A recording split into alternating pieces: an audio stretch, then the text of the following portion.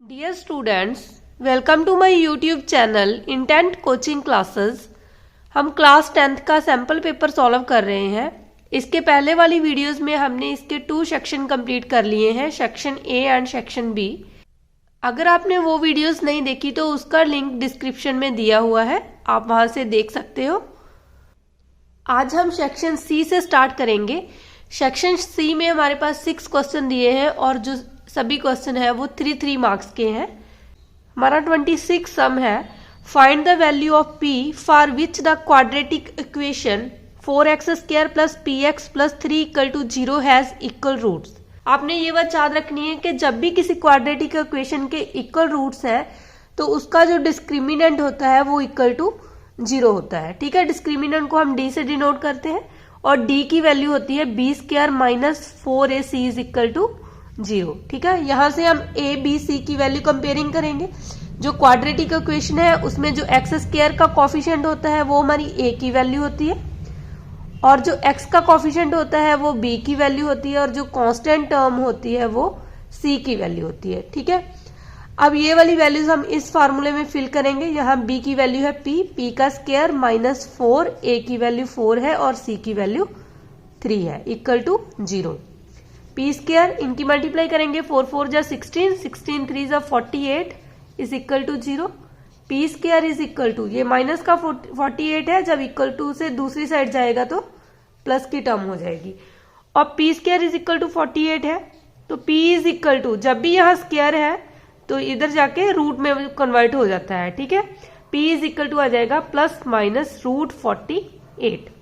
तो इसको हम इस तरह लिख सकते हैं, प्लस माइनस रूट 48 को 16 इंटू 3, यहां से 16 का स्क्वायर रूट 4 बाहर आ जाएगा और बीच में आ जाएगा हमारे पास रूट 3।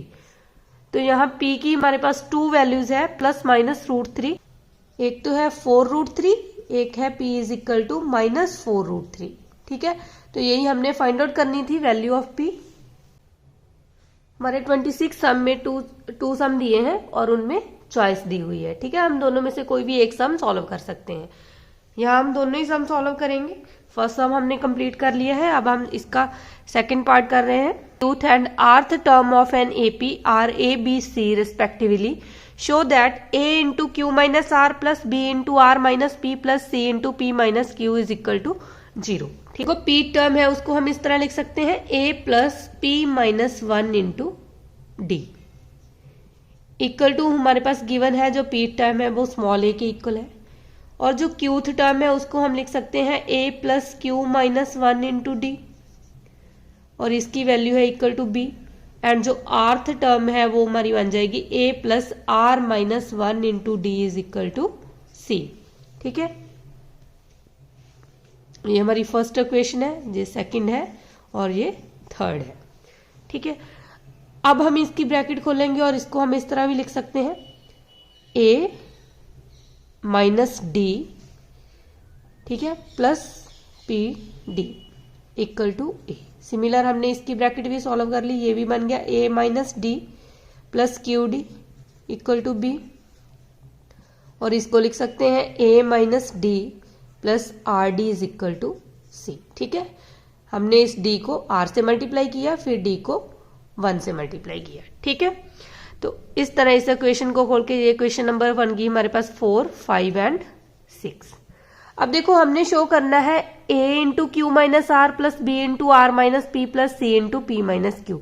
इसका मतलब जो ये वाली इक्वेशन है, ठीक है, हमें पता है स्मॉल a स्मॉल b हमारे इस तरफ है राइट हैंड साइड और a को मल्टीप्लाई किया है q माइनस आर से, b को मल्टीप्लाई किया है r माइनस पी से और c को मल्टीप्लाई किया है p माइनस क्यू से और इन सभी इक्वेशंस को फिर ऐड किया हुआ है। सेम हम इसी वे से करेंगे।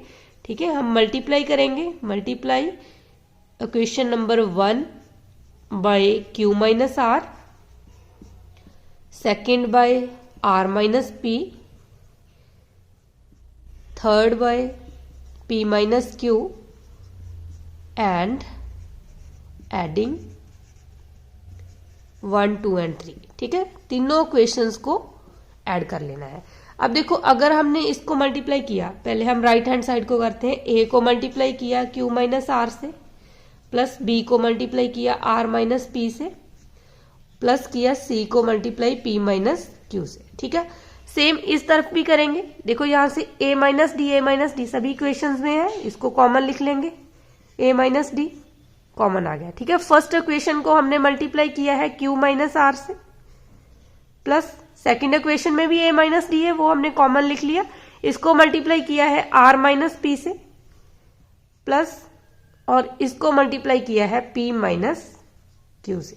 ठीक है, प्लस यहां से देखो यहाँ हमारे पास d कॉमन है, d को कॉमन लिख लेंगे, और जो फर्स्ट इक्वेशन है उसके साथ एक p वाली टर्म है, p को मल्टीप्लाई किया हमने इस टर्म को q माइनस आर से, प्लस q यहाँ कॉमन आ जाएगा। ठीक है, और इसको मल्टीप्लाई किया है r माइनस पी से, और प्लस r कॉमन है तो इसमें इसको मल्टीप्लाई किया है p माइनस क्यू से। ठीक है, अब ये वाली वैल्यू तो इसको तो हमने शो ही करना है। ठीक है, हम इस साइड को सॉल्व करेंगे, यहाँ हमारे पास है a माइनस डी। अब देखो यहाँ प्लस की आर और माइनस की आर ये दोनों टर्म कैंसिल होगी, माइनस पी और प्लस पी ये भी कैंसिल होगी, और माइनस क्यू और प्लस क्यू ये भी कैंसिल होगी, मतलब यहाँ हमारे पास आ गया 0 प्लस डी। अब हम इसको खोलेंगे तो ये हमारे पास बन जाएगा p q minus p r plus q r minus q p plus r p minus r q. ठीक है, इन सभी ब्रैकेट को ओपन कर लिया और इनकी मल्टीप्लाई कर दी। अब देखो प्लस के पी क्यू और माइनस के क्यू पी, ठीक है, चाहे इसको पी क्यू लिखो चाहे क्यू पी लिखो सेम बात है, ये दोनों टर्म्स कैंसिल होगी, और यहाँ माइनस के पी आर और यहाँ हमारे पास है प्लस के पी आर, ये भी दोनों कैंसिल हो गए, और माइनस के क्यू आर और प्लस के क्यू आर ये भी कैंसिल हो गए। इसका मतलब यहाँ भी हमारे पास क्या आ गया, 0 आ गया। ठीक है, इसको 0 के साथ मल्टीप्लाई करेंगे 0, यहाँ भी 0 बन गया हमारे पास d इंटू 0, तो ये भी क्या हो जाएगा 0। इसका मतलब ये पूरी टर्म किसके इक्वल आ जाएगी, 0। ठीक है, क्योंकि 0 में 0 ऐड करेंगे तो वो 0 ही आ जाएगा, तो यही हमने शो करना था कि a into q minus r plus b into r minus p plus c into p minus q is equal to 0। Next sum है 27th। If p and q are zeros of fx equal to 2x square minus 7x plus 3, find the value of p square plus q square। ठीक है, हमारे पास एक quadratic equation है और P Q उसकी zeros है। P Q zeros का मतलब है उसके रूट्स है। ठीक है, तो यहाँ हम इस इक्वेशन के रूट फाइंड आउट करेंगे, 2x square minus 7x plus 3 equal to 0। ठीक है, ये क्वाड्रेटिक इक्वेशन है, हमें पता है, इसको फैक्टर बनाएंगे, इसके 3 को 2 के साथ मल्टीप्लाई करेंगे, 3 2 जा 6। ठीक है, ये बन गया 6x स्क्वायर। तो हमने ऐसे नंबर सोचने होते हैं जिनकी मल्टीप्लाई करने से वो 6x स्क्वायर बने और प्लस माइनस करने से वो माइनस के 7x बने। ठीक है, तो इसको हम लिख सकते हैं माइनस के 6x माइनस के x। देखो माइनस के 6x माइनस के x माइनस के 7x बन गया। जब इनकी मल्टीप्लाई करेंगे तो minus minus plus 6x square. ठीक है, यही हमें चाहिए कि प्लस माइनस करने से ये बीच वाली टर्म बननी चाहिए। ठीक है, और मल्टीप्लाई करने से अगर इन दोनों की जो मल्टीप्लाई आएगी उसके इक्वल आना चाहिए। प्लस 3 एज इट इज आ जाएगा इक्वल टू 0। यहाँ से 2x कॉमन आ जाएगा, ये हमारे पास आ गया x माइनस 3 माइनस 1 कॉमन आ जाएगा, यहाँ भी आ गया x माइनस 3। तो x minus 3 2x minus 1 equal to 0।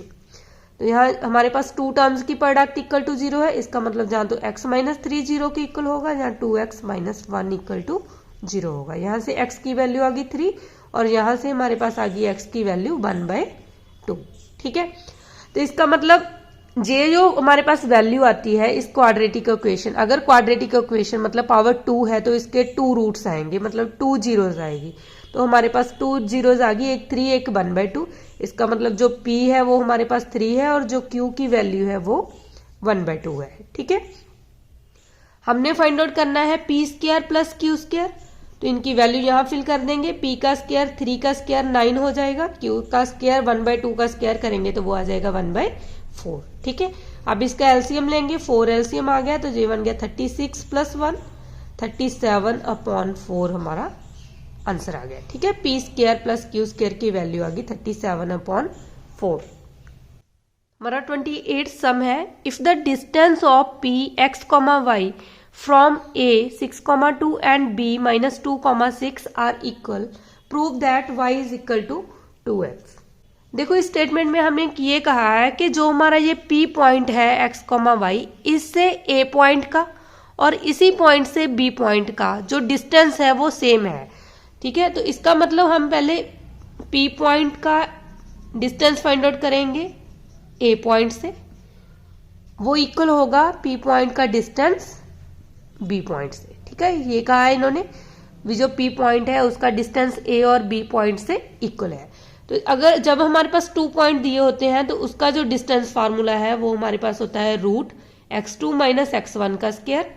ठीक है, इस टर्म में से इस टर्म को सब्ट्रैक्ट करेंगे प्लस 2 - y का स्क्वायर इक्वल टू आ जाएगा इन दोनों का डिस्टेंस -2 - x का स्क्वायर प्लस 6 - y का स्क्वायर। देखो बोथ साइड हमारे पास स्क्वायर रूट है, अगर हम दोनों साइड स्क्वेयरिंग कर दें इसकी तो हमें पता है अगर हम रूट के ऊपर स्क्वायर कर देंगे तो स्क्वायर से रूट कैंसिल हो जाता है, क्योंकि रूट की वैल्यू होती है 1/2, ऊपर भी पावर 2 है तो वो दोनों कैंसिल होके 1 आ जाएगी। ठीक है, तो यहाँ हमारे पास बचेगा 6 - x का स्क्वायर प्लस 2 - y का square is equal to minus, यहाँ से माइनस कॉमन ले लेंगे तो ये हमारे पास बन जाएगा 2 + x का स्क्वायर और माइनस का स्क्वायर करेंगे तो ये प्लस ही आ जाएगा। ठीक है, इस तरह भी आप इसको लिख सकते हो।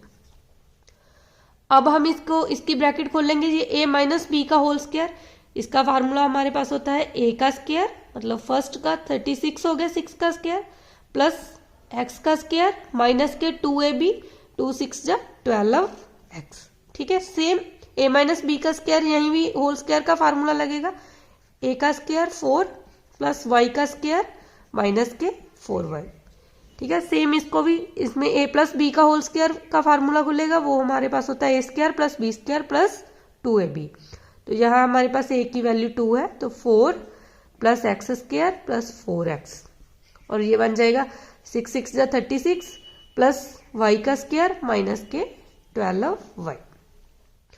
अब हम क्या करेंगे, ये वाली टर्म्स को सभी को एक साइड ले आएंगे, 36 + x² माइनस के 12x प्लस 4 + y² माइनस के 4y।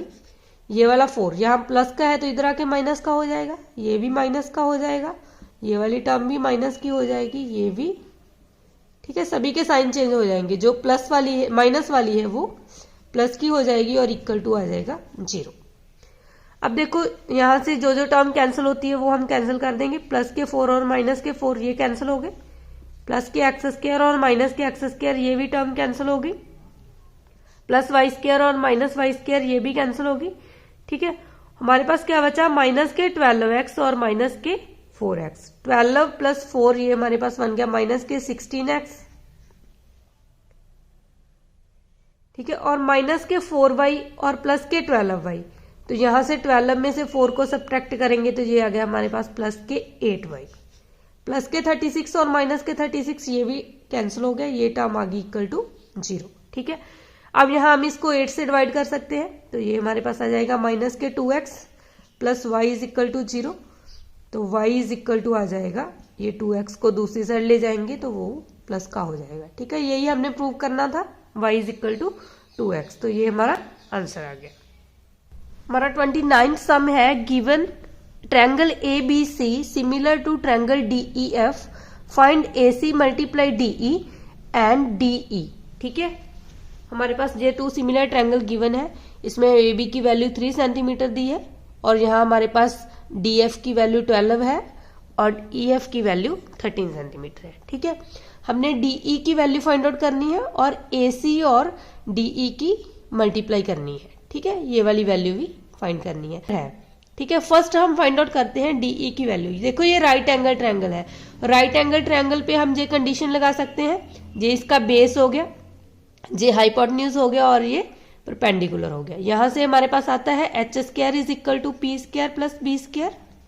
ठीक है, h हमारे पास h की वैल्यू है 13, यहाँ आ जाएगा 13 का स्क्वायर इक्वल टू p की वैल्यू हमारे पास है 12, तो ये आ जाएगा 12 का स्क्वायर और यहाँ b की वैल्यू DE की हमने वैल्यू फाइंड आउट करनी है। ठीक है, तो यहाँ 13 का स्क्वायर आ जाएगा 169 और 12 का स्क्वायर 144 प्लस DE का स्क्वायर। तो ये आ जाएगा 169 माइनस 144 is equal to D E square. तो ये हमारे पास आ गया 25 is equal to D E square. तो डी ई की वैल्यू हमारे पास आ जाएगी 5। ठीक है, तो यहां से हमने ये वाली वैल्यू तो फाइंड आउट कर ली, ये हमने फाइंड आउट करनी थी डी ई। अगर हमारे पास टू ट्रायंगल सिमिलर है तो उनकी साइड्स प्रोपोर्शनल होती है। ठीक है, तो यहां से हमारे पास आ जाएगा A B upon D E is equal to आ जाएगा A C upon D F is equal to B C upon E. ठीक है, क्योंकि अगर हमारे पास ट्रायंगल सिमिलर है तो उनकी साइड्स प्रोपोर्शनल होती है, मतलब उनकी रेशो सेम होती है। देखो ए बी की वैल्यू 3 है, डी ई की वैल्यू हमने फाइंड आउट कर ली 5, ए सी की वैल्यू हमें पता नहीं है, और जो डी एफ है उसकी वैल्यू है 12। सिमिलर जो बी सी है उसकी वैल्यू भी हमें पता नहीं, और जो ई एफ है उसकी वैल्यू है 30। फर्स्ट हम इन दोनों को कंबाइन करेंगे, यहां से हम ए सी की वैल्यू फाइंड आउट करेंगे। ठीक है, अगर ये दोनों आपस में इक्वल हैं तो इस यहाँ हम क्रॉस मल्टीप्लाई कर देंगे। 12 3 36 इज इक्वल टू 5 इंटू ए सी। तो यहाँ ए सी की वैल्यू आ जाएगी 36 अपॉन 5। ठीक है, तो देखो बी सी की वैल्यू फाइंड आउट करने की जरूरत नहीं, क्योंकि हमने क्या फाइंड आउट करना है, ए सी मल्टीप्लाई डी ई, इसकी वैल्यू फाइंड आउट करनी है। ए सी की वैल्यू हमारे पास आ गई 36 अपॉन 5 और डी ई की वैल्यू हमारे पास है 5। ठीक है, यहाँ से 5 और 5 कैंसिल हो गया, तो इसकी वैल्यू हमारे पास आ गई 36। तो ये रिजल्ट हमने फाइंड आउट करना था कि A C multiply D is equal to 36 आ गया और डी ई की वैल्यू 5 आ गई। हमारा 30th सम है, the angle of elevation of the top of the tower of a distance of 120 metre from a point A on the ground is 45 degree if the angle of elevation of the top of the flagstaff fixed at the top of a tower at A is 60 degree, then find the height of the flagstaff। देखो statement में हमें क्या कहा है कि angle of elevation of the top of the tower of a distance of 120 metre from a point A on the ground is 45 degree. ठीक है, first हमें कहा है कि हमारे पास एक टावर है, सपोज ये टावर है, और उस टावर का ग्राउंड में से कहीं कोई ए पॉइंट है, उसका टावर से जो डिस्टेंस है वो 120 है। ठीक है, और टावर के टॉप से हमें कहा है कि इस ए पॉइंट से एंगल जो ड्राइव होता है वो होता है 45 डिग्री। ठीक है, सपोज यहां तक हमारा टावर है, तो ये वाला एंगल 45 डिग्री है, सपोज ये सी पॉइंट है। उसके बाद उन्होंने कहा है if the angle of elevation of the top of the flag step, suppose यहां हमारे पास एक फ्लैग है। ठीक है, जो फ्लैग स्टैप है fixed at the top of the tower, ये टॉप है टावर का, इसके ऊपर फिक्स किया गया है, मतलब यहां एक फ्लैग लगा हुआ है, तो टावर के टॉप के ऊपर। तो उन्होंने कहा है वो जो एंगल बना रहा है ए पॉइंट से वो बन रहा है 60 डिग्री। तो ए पॉइंट से इसका जो एंगल बन रहा है, एंगल ऑफ एलिवेशन, वो है 60 डिग्री। सपोज ये हमारा डी पॉइंट है। ठीक है, find the height of the flag step, हमने ये वाली हाइट फाइंड आउट करनी है। सपोज कर लेते हैं ये वाली हाइट x है। ठीक है, और जो ये टावर की हाइट है इसको हम सपोज कर लेते हैं h। अब देखो अगर हमारे पास ये वाली ट्रायंगल है, इनर ट्राइंगल ABC, हमने इसमें tan 45 डिग्री, तो वो हमारे पास आ जाएगा BC अपॉन AB। BC की वैल्यू हमारे पास h है और AB की वैल्यू है 120। जैसे हमें पता है tan 45 डिग्री 1 होता है, इसका मतलब tan 45 इसको हम लिख सकते हैं 1 is equal to h upon 120। तो h की वैल्यू यहां से हमारे पास आ जाएगी 120। ठीक है, इसकी क्रॉस मल्टीप्लाई कर दी, तो ये वाली वैल्यू तो हमें फाइंड आउट होगी 120। अब हमने फाइंड आउट करनी है CD की वैल्यू। ठीक है, अब हम बड़ी ट्रायंगल की बात करें, इनर ट्राइंगल ABD, उसमें हमारे पास जो एंगल बन रहा है वो 60 डिग्री है। तो यहां से हमारे पास आ जाएगा tan 60 degree is equal to BD upon AB।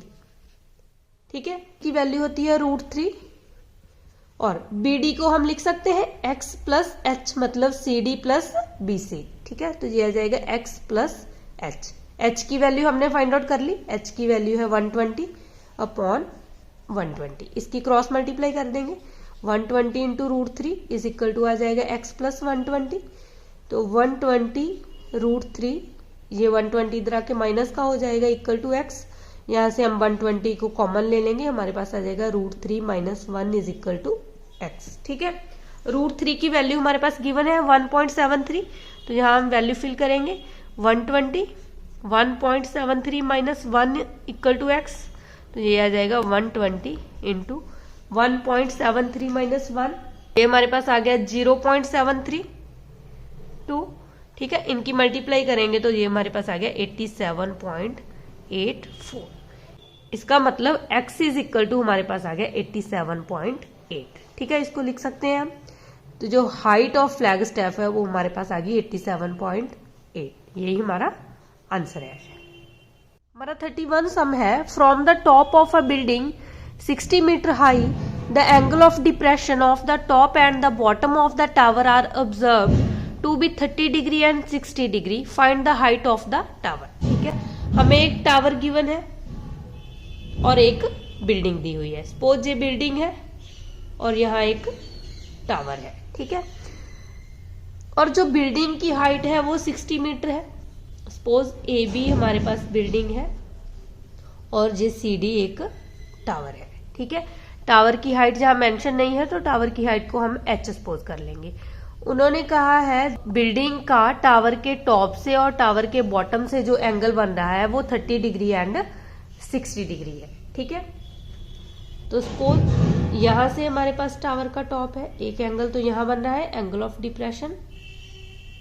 ठीक है, ये है 30 डिग्री, और इसी पॉइंट से बिल्डिंग के टॉप में से टावर के बॉटम में जो एंगल बन रहा है ये वाला एंगल, ये हमारे पास है 60 डिग्री। ठीक है, हमें पता है कि ये लाइन यहाँ पैरेलल होती है ना। ठीक है, इसको भी हम इस तरह ऐड कर सकते हैं। सपोज ये हमारा E पॉइंट है। देखो अगर हम देखें इसमें AB और CE ये तो दोनों आपस में इक्वल है, इनकी लेंथ हमारे पास 60। ठीक है, और CD को हमने H सपोज किया है। अगर हम DE की वैल्यू फाइंड आउट करें तो देखो DE हमारे पास क्या है, जो पूरा CE है उसमें से अगर हम CD को माइनस कर दें तो हमारे पास DE आ जाएगा। ठीक है, CE की वैल्यू हमारे पास 60 है और CD को हमने H सपोज किया है, इसका मतलब जो DE की वैल्यू है वो आ जाएगी 60 माइनस H। अब हम इस ट्रायंगल की बात करें, इनर ट्राइंगल BDE, इसमें हमारे पास एंगल बन रहा है 30 डिग्री, तो यहां से हमारे पास आ जाएगा tan 30 डिग्री इक्वल टू आ जाएगा DE अपॉन BE। ये tan 30 की वैल्यू होती है 1/√3, DE की वैल्यू हमारे पास है 60 माइनस H, अपॉन में आ गया BE। यहां से हम BE की वैल्यू फाइंड आउट करेंगे। BE इज इक्वल टू आ जाएगा √3, वहां जाके मल्टीप्लाई हो जाएगी 60 माइनस H। ये हमारे पास आ गई इक्वेशन नंबर 1। अब हम ये वाली ट्रायंगल की बात करें, इनर ट्राइंगल BCE, उसमें हमारे पास एंगल बन रहा है tan 60 डिग्री, तो यहां से हमारे पास आ जाएगा tan 60 degree is equal to EC upon BE। ठीक है, tan 60 डिग्री की वैल्यू होती है √3 और EC की हमारे पास वैल्यू है, हमें पता है ये पूरा तो 60 के इक्वल है, 60 अपॉन में आ गया BE। ठीक है, और यहां से हम BE की वैल्यू फाइंड आउट करेंगे। BE इज इक्वल टू आ जाएगा 60, ये √3 यहाँ आ जाएगा। √3 को ऊपर नीचे मल्टीप्लाई करेंगे, अगर रूट में नीचे टर्म है तो उसको हमने रैशनलाइज कर लेना है। ये बन जाएगा 60 √3 और √3 को √3 से मल्टीप्लाई करेंगे तो 3, ये आ गया 3 को 60 से कट करेंगे तो 20 √3 हमारे पास वैल्यू आ गई BE की। ठीक है, अब ये वाली BE की वैल्यू हम इस फर्स्ट इक्वेशन में पुट करेंगे, तो यहां से हमारे पास क्या आ जाएगा, BE की जगह पे आ जाएगा 20 √3 और यहां हमारे पास है 60 √3 माइनस √3 H। ठीक है, इसको दूसरी साइड ले जाएंगे, ये हमारे पास आ जाएगा माइनस के 40 √3 माइनस √3 H। माइनस से माइनस कैंसिल होगी और √3 से √3 कैंसिल हो गया, यहाँ से H की वैल्यू हमारे पास आ गई 40। ठीक है, तो यही हमने फाइंड आउट करनी थी कि हाइट ऑफ टावर, तो हाइट ऑफ टावर हमारे पास आ गई 40। ठीक है, तो हमने सेक्शन C कंप्लीट कर लिया है। आज हम इतना ही करेंगे। अगर आपको मेरी वीडियो पसंद आई है तो लाइक करना और अपने फ्रेंड्स के साथ शेयर भी करना। अगर आप मेरे चैनल पे नए आए हो तो चैनल को सब्सक्राइब करना मत भूलना।